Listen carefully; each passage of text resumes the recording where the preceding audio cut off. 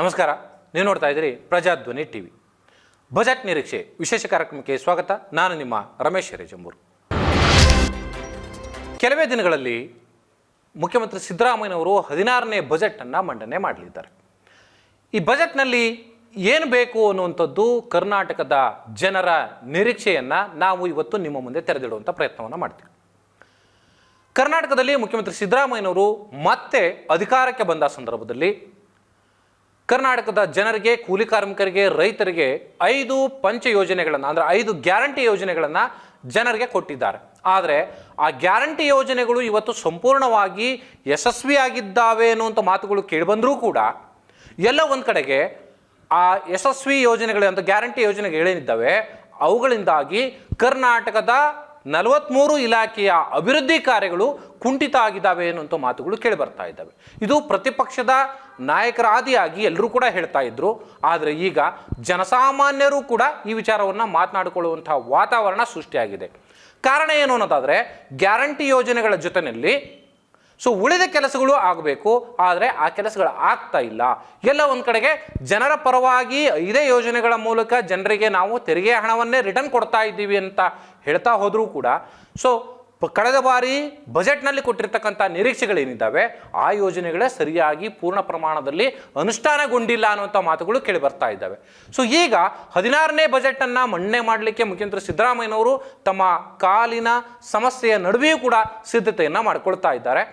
ಆದರೆ ಅವರ ಆರೋಗ್ಯ ಚೆನ್ನಾಗಿರಲಿ, ಕರ್ನಾಟಕದ ಜನರಿಗೆ ಉಪಯುಕ್ತವಾಗುವ ರೀತಿಯಲ್ಲಿ ಮತ್ತಷ್ಟು ಯೋಜನೆಗಳನ್ನು ಜನರ ಪರವಾದಂತಹ ಯೋಜನೆಗಳನ್ನು ಬಜೆಟ್ನಲ್ಲಿ ಕೊಡಲಿ ಅನ್ನುವಂಥದ್ದು ನಮ್ಮ ಆಶಯ. ಆದರೆ ಕರ್ನಾಟಕದ ಜನ ಏನನ್ನು ಬಯಸ್ತಿದ್ದಾರೆ ಅನ್ನೋಂತ ನೋಡೋದಾದರೆ, ಕೋವಿಡ್ ಬಂದಂಥ ಸಂದರ್ಭದಲ್ಲಿ ಆದಂಥ ಕೆಲವು ಸಮಸ್ಯೆಗಳು ಅಥವಾ ಅವತ್ತಿನ ಸರ್ಕಾರಗಳು, ಕೇಂದ್ರ ಸರ್ಕಾರ ಇರ್ಬೋದು ಅಥವಾ ರಾಜ್ಯ ಸರ್ಕಾರ ಇರ್ಬೋದು, ಈ ಕೋವಿಡನ್ನು ನಿಭಾಯಿಸುವ ನಿಟ್ಟಿನಲ್ಲಿ ಎಲ್ಲ ಒಂದು ಕಡೆಗೆ 2ನೇ ಅಲೆ ಬಂದಂಥ ಸಂದರ್ಭದಲ್ಲಿ ಆದಂಥ ಭ್ರಷ್ಟಾಚಾರ ಜೊತೆಗೆ ಜನಸಾಮಾನ್ಯರನ್ನು ಬೀದಿ ಪಾಲು ಮಾಡಿರ್ತಕ್ಕಂಥ ವಿಚಾರಗಳಿಗೆ ಅಥವಾ ನಿರುದ್ಯೋಗ ಸಮಸ್ಯೆ ಸೃಷ್ಟಿಯಾದ ಕಾರಣಕ್ಕಾಗಿ ಇವತ್ತು ಕರ್ನಾಟಕದ ಜನ ಆರ್ಥಿಕವಾಗಿ ಭಾಳಷ್ಟು ಸಂಕಷ್ಟವನ್ನು ಎದುರಿಸ್ತಾ ಇದ್ದಾರೆ.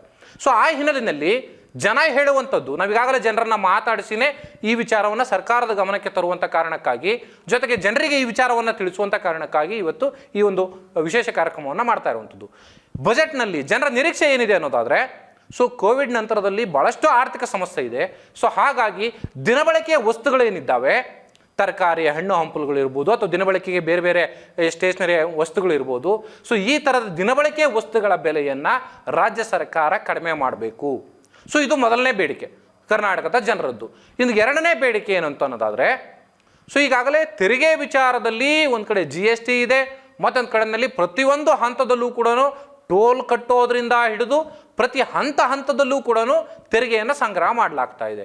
ಆದರೆ ತೆರಿಗೆ ಯಾವ ವಿಚಾರಕ್ಕೆ ತೆರಿಗೆ ಬೇಕು ಅಥವಾ ಯಾವ ವಿಚಾರಗಳಿಗೆ ತೆರಿಗೆ ಬೇಡ, ಇದರಿಂದ ಜನರಿಗೆ ಹೇಗೆ ಅನುಕೂಲ ಆಗುತ್ತೆ ಅನ್ನೋ ವಿಚಾರದ ನಿಟ್ಟಿನಲ್ಲಿ ಮುಖ್ಯಮಂತ್ರಿ ಸಿದ್ದರಾಮಯ್ಯನವರು ಅವರೇ ಬಜೆಟನ್ನು ಮಂಡನೆ ಮಾಡ್ತಾ ಇರುವಂಥ ಕಾರಣಕ್ಕಾಗಿ ಜನಸಾಮಾನ್ಯರ ಪರವಾಗಿ ಅಥವಾ ದಲಿತರ ಶೂದ್ರ ವರ್ಗಗಳ ಪರವಾಗಿ ಅಥವಾ ರೈತರ ಪರವಾಗಿ, ಕೂಲಿ ಕಾರ್ಮಿಕರ ಪರವಾಗಿ, ಮಹಿಳೆಯರ ಪರವಾಗಿ ನಾನು ಧ್ವನಿಯಾಗಿರ್ತೀನಿ ಅಂತ ಹೇಳುವಂಥ ಸಿದ್ದರಾಮಯ್ಯನವರು ಕರ್ನಾಟಕದ ಎಲ್ಲ ವರ್ಗದ ಜನರ ಒಟ್ಟಾರೆಯ ಆಶಯಗಳ ಬಗ್ಗೆ ಸ್ವಲ್ಪ ಈ ಬಜೆಟ್ನಲ್ಲಿ ಗಮನ ಹರಿಸಿದರೆ ಭಾಳಷ್ಟು ಹೆಚ್ಚು ಸೂಕ್ತ ಅನ್ನುವಂಥದ್ದು ನಮ್ಮ ಪ್ರಜಾಧ್ವನಿ ಟಿವಿಯ ಅಭಿಪ್ರಾಯ. ಯಾಕೆ ಅನ್ನೋದಾದರೆ, ಒಂದು ಕಡೆಯಲ್ಲಿ ಈಗಾಗಲೇ ಹೇಳಿದ ಹಾಗೆ ಕೋವಿಡ್ನ ಸಮಸ್ಯೆಯಿಂದ ಸಾಕಷ್ಟು ಆರ್ಥಿಕ ಸಮಸ್ಯೆ ಕಾರಣಕ್ಕಾಗಿ ದಿನಬಳಕೆ ವಸ್ತುಗಳ ಬೆಲೆಗಳನ್ನು ಕಡಿಮೆ ಮಾಡಲಿ ಅನ್ನುವಂಥದ್ದು ಅವರ ನಿಲುವು, ಜನಸಾಮಾನ್ಯರ ನಿಲುವು. ಇದರ ಜೊತೆಯಲ್ಲಿ ಇಲ್ಲಿ ಈ ಟ್ಯಾಕ್ಸ್ ವಿಚಾರ ಇದೆಯಲ್ಲ, GST ವಿಚಾರ ಇದೆಯಲ್ಲ, ಇದರಲ್ಲಿ ಕೆಲವು ಮಾರ್ಪಾಡುಗಳು ಆಗಬೇಕಾಗಿದೆ. ಕೇಂದ್ರ ಸರ್ಕಾರವೇ GST ಯೋಜನೆಯನ್ನು ಜಾರಿಗೆ ತಂದರೂ ಕೂಡ ರಾಜ್ಯ ಸರ್ಕಾರವೂ ಕೂಡ ತೆರಿಗೆಯನ್ನು ಸಂಗ್ರಹ ಮಾಡಿಕೊಳ್ತಾ ಇದೆ. ಹಾಗಾಗಿ ಇಲ್ಲಿ ತೆರಿಗೆಯನ್ನು ಸ್ವಲ್ಪ ಕಡಿಮೆ ಮಾಡುವಂತಹ ನಿಟ್ಟಿನಲ್ಲಿ ಯೋಚನೆಯನ್ನು ಮಾಡಬೇಕು. ಕನ್ನಡಿಗರಿಗೆ ಬೇಕಿದೆ ಜನೋಪಯೋಗಿ ಬಜೆಟ್. ಬೆಲೆ ಏರಿಕೆಯಿಂದ ಹೈರಾಣಾಗಿದ್ದಾರೆ ಜನ. ದಿನಬಳಕೆ ವಸ್ತುಗಳ ಬೆಲೆ ಕಡಿಮೆಯಾಗಬೇಕಿದೆ. ತೆರಿಗೆ ಹಣ ಕಡಿತಗೊಳಿಸಬೇಕಿದೆ. 16ನೇ ಬಜೆಟ್ನಲ್ಲಿವೆ ಹಲವು ನಿರೀಕ್ಷೆಗಳು. ಇದು ಪ್ರಮುಖವಾದಂಥದ್ದು. 2ನೇದು, ಈಗ ರೋಡ್ ಟ್ಯಾಕ್ಸ್ಗಳಿರ್ಬೋದು ಅಥವಾ ವೆಹಿಕಲ್ ಟ್ಯಾಕ್ಸ್ಗಳಿರ್ಬೋದು, ಈಗಾಗಲೇ ಹೇಳಿದ ಹಾಗೆ ಇದರ ಟ್ಯಾಕ್ಸ್ಗಳ ಜೊತೆನಲ್ಲಿ ಪ್ರತಿ ಹಂತದಲ್ಲೂ ಕೂಡ ಟ್ಯಾಕ್ಸ್ ಕಲೆಕ್ಟ್ ಮಾಡುವಂಥ ಕೆಲಸಗಳು ಆಗ್ತಾ ಇದ್ದಾವೆ. ಪ್ರತಿಯೊಂದರ ಮೇಲೂ ಕೂಡ GST ಬೀಳುತ್ತೆ, ತೆರಿಗೆ ಬೀಳುತ್ತೆ. ಹೀಗಾಗಿ ಜನ ಇದರಿಂದ ರೋಸಿ ಹೋಗಿದ್ದಾರೆ. ಸಾಮಾನ್ಯ ಜನರು ಕೂಡ ಇವತ್ತು ಒಂದು ಫೋನ್ ಪೇ ಮಾಡಬೇಕು ಅಂದರೂ ಕೂಡ ಅಲ್ಲಿ ಹಣವನ್ನು ಕಟ್ ಮಾಡಿಕೊಳ್ಳುವಂಥ ವ್ಯವಸ್ಥೆ ಇವತ್ತು ನಿರ್ಮಾಣ ಆಗಿದೆ. ಇಲ್ಲಿ ಇಡೀ ಕರ್ನಾಟಕ ಮಾತ್ರ ಅಲ್ಲ, ಇಡೀ ಭಾರತದಲ್ಲಿ ಡಿಜಿಟಲೀಕರಣವನ್ನು ಮಾಡುವಂಥ ಹೊತ್ತಿನಲ್ಲಿ ಎಲ್ಲೋ ಕೆಲವು ಉಳ್ಳವರ ಏನು ಮನೆ ತುಂಬಿಸುವಂಥ ಕೆಲಸ ಆಗ್ತಾ ಇದೆ. ಇತ್ತೀಚೆಗೆ ಒಂದು ರಿಪೋರ್ಟ್ ಹೊರಗಡೆ ಬಂದಿದೆ.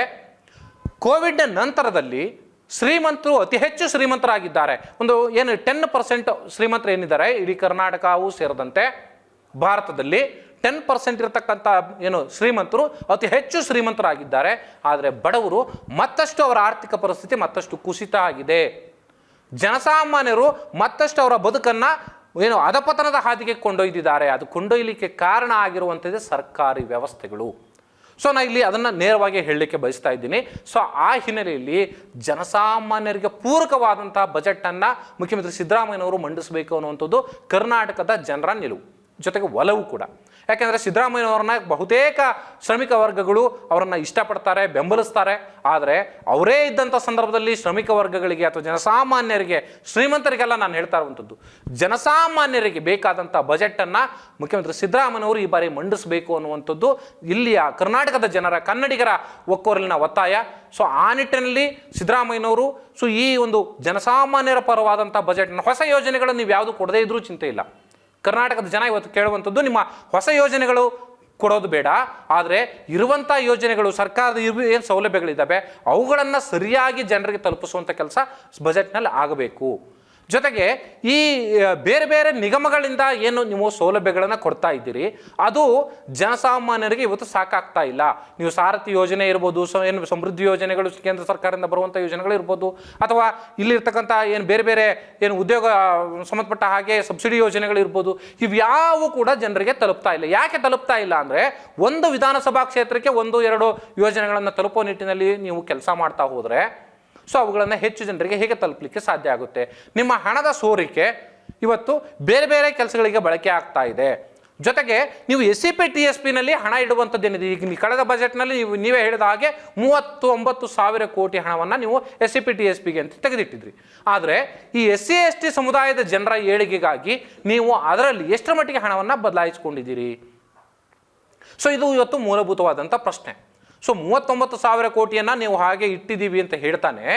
ಸೊ ಅದನ್ನು ಸರಿಯಾಗಿ ಬಳಕೆನೇ ಮಾಡ್ದೇನೆ ಪುಡಿಗಾಸನ್ನು ಆ ಸಮುದಾಯದ ಜನರಿಗೆ ಕೊಟ್ಟು ಉಳಿದವರಿಗೆ ಆ ಹಣವನ್ನು SCP TSP ಹಣವನ್ನೇ ಬೇರೆ ಕಡೆಗೆ ವರ್ಗಾವಣೆ ಮಾಡಿರುವಂಥದ್ದು ಇದೆಯಲ್ಲ, ಅದನ್ನು ಕೆಲವು ಸಚಿವರು ಆಗಿ ಅದನ್ನು ಸಮರ್ಥಿಸ್ಕೊಳ್ತಾರೆ. ಆದರೆ ಕರ್ನಾಟಕದ ಜನ ಇವತ್ತು ಸಮರ್ಥಿಸ್ಕೊಳ್ಳುವ ನಿಟ್ಟಿನಲ್ಲಿಲ್ಲ. ಯಾಕೆ ಅಂದರೆ, ಒಂದು ಸಮುದಾಯದ ಏಳಿಗೆಗಾಗಿ ಸ್ವಾತಂತ್ರ್ಯ ಬಂದಾಗಿನಿಂದ ಇಲ್ಲಿವರೆಗೂ ಕೂಡ SC ST ಸಮುದಾಯಗಳು ಇವತ್ತು ಏಳಿಗೆಯನ್ನೇ ಕಂಡಿಲ್ಲ ಅನ್ನೋದಾದರೆ ಸೊ ಈ ಥರದ ಸಮಸ್ಯೆಗಳೇ ಕಾರಣ. ಇಷ್ಟು ದಿನ ಏನಾಗ್ತಾ ಇತ್ತು ಅಂದರೆ SCP TSP ಹಣ ಸಾವಿರಾರು ಕೋಟಿ ರೂಪಾಯಿ ಹಾಗೆ ಇತ್ತು. ಜೊತೆಗೆ ಬ್ಯಾಕ್ಲಾಗ್ ಹುದ್ದೆಗಳು ಹಾಗೆ ಇದ್ವು. ಬ್ಯಾಕ್ಲಾಗ್ ಹುದ್ದೆಗಳಿಗೆ ಭರ್ತಿ ಕೊಡುವಂಥ ವಿಚಾರದ ಸಂಬಂಧಪಟ್ಟ ಅಲ್ಲೂ ಕೂಡ ಬಡ್ತಿ ವಿಚಾರದಲ್ಲಿ ಮೀಸಲಾತಿಯನ್ನು ಅಡಾಪ್ಟ್ ಮಾಡ್ದೇನೆ ಹಾಗೆ ಉಳ್ಕೊಂಡ್ವು. ಸೊ ಹಾಗಾಗಿ ಸ್ವಾತಂತ್ರ್ಯ ಬಂದು ಇಷ್ಟು ವರ್ಷ ಆದರೂ ಕೂಡ SCP TSP ಇರ್ಬೋದು, ಅಥವಾ ದಲಿತ ಸಮುದಾಯಗಳ ಏಳಿಗೆಗಳಿರ್ಬೋದು, ಪರಿಶಿಷ್ಟ ಜಾತಿ ಮತ್ತು ಪರಿಶಿಷ್ಟ ವರ್ಗಗಳ ಕುಟುಂಬಗಳಿಗೆ ಅಥವಾ ಆ ಸಮುದಾಯದ ಏಳಿಗೆಗಳೇ, ಸೊ ಅದು ಯಾವುದೂ ಕೂಡ ಸಮರ್ಪಕವಾಗಿ ಆಗಿಲ್ಲ ಅನ್ನುವಂಥದ್ದನ್ನು ಎಲ್ಲರೂ ಕೂಡ ಇವತ್ತು ಒಪ್ಕೊಳ್ತಾರೆ. BJP ಅವರಾಗಿರಲಿ, ಕಾಂಗ್ರೆಸ್ ಆಗಿರಲಿ, JDS ಆಗಿರಲಿ, ಎಲ್ಲರೂ ಕೂಡ ಒಪ್ಕೊಳ್ತಾರೆ. ಆದರೆ ಸೊ ಇನ್ನು ಮೇಲಾದರೂ ಕೂಡ ಅವರ ಹಣವನ್ನು ಅವರಿಗೆ ಬಳಕೆ ಮಾಡಿ, ಇಷ್ಟು ದಿನ ಬಳಕೆನೇ ಮಾಡ್ದೇ ಹಾಳು ಮಾಡ್ತಾ ಇದ್ರಿ, ಸರ್ಕಾರಕ್ಕೆ ಅದು ವಾಪಸ್ ಹೋಗ್ತಾ ಇತ್ತು.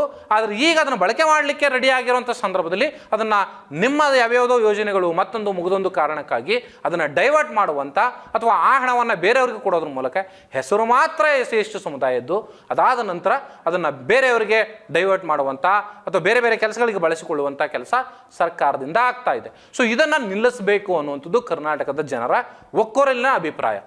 ಯಾಕೆಂದರೆ ಇನ್ನೂ ನಾವು ಒಂದು ಕಡೆಗೆ SC STಗಳನ್ನು ಉದ್ಧಾರಕ್ಕೆ ಅಂತ ಸರ್ಕಾರ ಫ್ರೀಯಾಗಿ ಕೊಟ್ಟುಬಿಡುತ್ತೆ ಅನ್ನುವಂಥ ನಿಲುವುಗಳು ಸಮುದಾಯದಲ್ಲಿ ಜನಸಾಮಾನ್ಯರಲ್ಲಿ ಇದ್ದಾವೆ. ಆದರೆ ಸರ್ಕಾರದ ಕಡತಗಳಲ್ಲಿ ಅದು ತಲುಪೋದೇ ಇಲ್ಲ. ಸೊ ಈ ಥರದ ಸಮಸ್ಯೆಗಳಾಗ್ತಾ ಇದ್ದಾವೆ. ಇನ್ನು ಬಡ ಕುಟುಂಬಗಳಿಗೆ ಬರ್ತಕ್ಕಂಥ ಏನು ಹಿರಿಯರಿಗೆ ಬರ್ತಕ್ಕಂಥ ಪಿಂಚಣಿ ಯೋಜನೆ ಏನಿದೆ, ಸೊ ಅದು ಸಂಪೂರ್ಣವಾಗಿ ತಲುಪುವ ನಿಟ್ಟಿನಲ್ಲಿ ಕೆಲಸ ಆಗಬೇಕು. ಕಳೆದ 4 ವರ್ಷಗಳಿಂದ BJP ಸರ್ಕಾರ ಇದ್ದಾಗಲಿಂದಲೂ ಕೂಡ ಪಿಂಚಣಿ ಯೋಜನೆ ಸರಿಯಾಗಿ ತಲುಪಿಲ್ಲ. ಒಂದು ಇದು ಒಂದು ಕಡೆ. ಆದರೆ ಮತ್ತೊಂದು ಕಡೆನಲ್ಲಿ ಕನ್ನಡ ಮತ್ತು ಸಂಸ್ಕೃತಿ ಇಲಾಖೆಯಿಂದ ಕನ್ನಡ ಪರ ಹೋರಾಟಗಳಿಗೆ ಅಥವಾ ಕನ್ನಡ ಪರ ಕಾರ್ಯಕ್ರಮಗಳಿಗೆ, ಸಾಹಿತಿಗಳ ಕಾರ್ಯಕ್ರಮಗಳಿಗೆ ಅನುದಾನ ಕೂಡ 4 ವರ್ಷಗಳಿಂದ ಬಿಡುಗಡೆ ಆಗಿಲ್ಲ. ಸೊ ಈ ಥರದ ನಿಟ್ಟಿನಲ್ಲೂ ಕೂಡ ಕನ್ನಡ ಪರವಾದಂಥ ಕನ್ನಡದ ನೆಲಜಲದ ಅಸ್ಮಿತೆ ವಿಚಾರ ಸಂಕಿರಣಗಳಿರ್ಬೋದು, ಜಾಗೃತಿ ಕಾರ್ಯಕ್ರಮಗಳಿರ್ಬೋದು, ಅಥವಾ ಬೇರೆ ಬೇರೆ ಕಲ್ಚರಲ್ ಕಾರ್ಯಕ್ರಮಗಳನ್ನು ಮಾಡುವಂಥ ಸಂದರ್ಭದಲ್ಲಿ ಅಲ್ಲೂ ಕೂಡ ಅನುದಾನದ ಕೊರತೆ ಇದೆ. ಕಳೆದ 4 ವರ್ಷಗಳಿಂದ ಅಲ್ಲೂ ಕೂಡ ಕೆಲಸ ಆಗಿಲ್ಲ. ಇನ್ನು ಉದ್ಯಮದ ವಿಚಾರಕ್ಕೆ ಬರೋದಾದರೆ, ನೀವು ಸಾಮಾನ್ಯ ವರ್ಗದ ಒಬ್ಬ ಯುವಕ ಅಥವಾ ಒಬ್ಬ ಯುವತಿ ಯಾವುದಾದ್ರೂ ಒಂದು ಉದ್ಯಮವನ್ನು ಮಾಡಲಿಕ್ಕೆ ಹೊರಟ ಸಂದರ್ಭದಲ್ಲಿ ಸಬ್ಸಿಡಿಯನ್ನು ಕೊಡುವಂಥದ್ದು, ಅವರನ್ನು ಉದ್ಯಮಗಳನ್ನಾಗಿ ಮಾಡಲಿಕ್ಕೆ ಸರ್ಕಾರದಿಂದ ಉತ್ತೇಜನ ಕೊಡುವಂಥದ್ದು ಇದೆ. ಆದರೆ ಕಳೆದ 4-5 ವರ್ಷಗಳಿಂದ ಅಲ್ಲೂ ಕೂಡ ಯಾವುದೇ ಉದ್ಯಮಗಳ ಕೆಲಸ ಅಥವಾ ಪ್ರೋತ್ಸಾಹಧನ ಕೊಡುವಂಥ ಕೆಲಸ ಆಗಿಲ್ಲ. KDB ಭೂಮಿ ಕೊಡೋದ್ರಿಂದ ಹಿಡಿದು, ಅಥವಾ ನಿಗಮಗಳಿಂದ ಭೂ ಒಡೆತನ ಯೋಜನೆಯಿಂದ ಹಿಡಿದು, ಅಥವಾ ಸಾರಥಿ ಯೋಜನೆಗಳವರೆಗೆ ಯಾವ ಕೆಲಸಗಳು ಸರಿಯಾಗಿ ಆಗ್ತಾ ಇಲ್ಲ. ದಯಮಾಡಿ ಮುಖ್ಯಮಂತ್ರಿ ಸಿದ್ದರಾಮಯ್ಯನವರು ಈ ಬಜೆಟ್ನಲ್ಲಿ ಅವುಗಳನ್ನು ಸರಿಯಾದ ಪ್ರಮಾಣದಲ್ಲಿ ಅವುಗಳಿಗೆ ಹಣವನ್ನು ಮೀಸಲಿಟ್ಟು ಆ ಹಣ ಸರಿಯಾಗಿ ಸದ್ವಿನಿಯೋಗ, ಅಂದರೆ ಇದೇ ವರ್ಷ ಬಳಕೆ ಆಗುವ ರೀತಿಯಲ್ಲಿ ಕೆಲಸಗಳ ಆಗಬೇಕು ಅನ್ನುವಂಥದ್ದು ಇವತ್ತು ಕನ್ನಡಿಗರ ಒತ್ತಾಯ. ಸೊ ಇದೆಲ್ಲದರ ಜೊತೆಯಲ್ಲಿ ಕರ್ನಾಟಕದಲ್ಲಿ, ಇಡೀ ಕರ್ನಾಟಕ ಮಾತ್ರ ಅಲ್ಲ, ಇಡೀ ಭಾರತದ ಒಂದು ಸಂಸ್ಕೃತಿಯ ಪ್ರತಿಬಿಂಬ, ಜೊತೆಗೆ ನಾಗರಿಕತೆಗೆ ಒಂದು ಹೊಸ ರೂಪವನ್ನು ಕೊಟ್ಟಂಥದ್ದು ಮಹರ್ಷಿ ವಾಲ್ಮೀಕಿ. ಸೊ ಹಾಗಾಗಿ ಮಹರ್ಷಿ ವಾಲ್ಮೀಕಿ ಹೆಸರಿನಲ್ಲಿ ಒಂದು ವಿಶ್ವವಿದ್ಯಾನಿಲಯವನ್ನು ಸ್ಥಾಪನೆ ಮಾಡಬೇಕು. ಆ ಮೂಲಕ ಇಂಜಿನಿಯರಿಂಗ್ ಇರ್ಬೋದು, ಮೆಡಿಕಲ್ ಇರ್ಬೋದು, ಜೊತೆಗೆ ಬೇರೆ ಬೇರೆ ಕೋರ್ಸ್ಗಳನ್ನು ಸ್ಥಾಪನೆ ಮಾಡಿ ಬೆಂಗಳೂರಿನ ಹೊರವಲಯದಲ್ಲಿ ಎಲ್ಲಾದರೂ ಒಂದು 100 ಎಕರೆ ಜಮೀನಿನನ್ನು ಮುಡಿಪಾಗಿಟ್ಟು ಬಜೆಟ್ನಲ್ಲಿ ಆ ಮೂಲಕ ಜನರಿಗೆ ಅದು ಸಿಗುವಂಥ ರೀತಿಯಲ್ಲಿ ಕೆಲಸ ಆಗಬೇಕು. ಅದರಿಂದ ಆ ಮೂಲಕ ಎಲ್ಲ ವರ್ಗದ ಸಮುದಾಯಗಳ ಏಳಿಗೆಗೆ ಅದು ಅನುಕೂಲ ಆಗೋ ರೀತಿಯಲ್ಲಿ ಕೆಲಸವನ್ನು ಮಾಡಬೇಕು. ಬಜೆಟ್ನಲ್ಲಿ ಅದನ್ನು ಪ್ರಸ್ತಾಪ ಮಾಡಿ ಜನರಿಗೆ ಅನುಕೂಲ ಆಗೋ ರೀತಿಯಲ್ಲಿ ಮಾಡಬೇಕು ಅನ್ನುವಂಥ ಹಲವಾರು ಒತ್ತಾಯಗಳನ್ನು ಇವತ್ತು ಕರ್ನಾಟಕದ ಜನ ಮಾಡಿದ್ದಾರೆ. ಸೊ ಅದನ್ನು ಮುಖ್ಯಮಂತ್ರಿ ಸಿದ್ದರಾಮಯ್ಯನವರು ಇವುಗಳನ್ನು ಪರಿಗಣಿಸಿ ಈ ಬಾರಿಯ ಬಜೆಟ್ನಲ್ಲಿ ಸಾಕಷ್ಟು ಅಲೋಕೇಶನನ್ನು ಮಾಡಿಕೊಟ್ಟು ಜನರಿಗೆ ಅದು ತಲುಪೋ ನಿಟ್ಟಿನಲ್ಲಿ ಜಾಗೃತಿಯನ್ನು ವಹಿಸ್ತಾರೆ ಅಂತ ಹೇಳ್ತಾ ಈ ಕಾರ್ಯಕ್ರಮವನ್ನು ಮುಗಿಸೋಣ. ನಮಸ್ಕಾರ.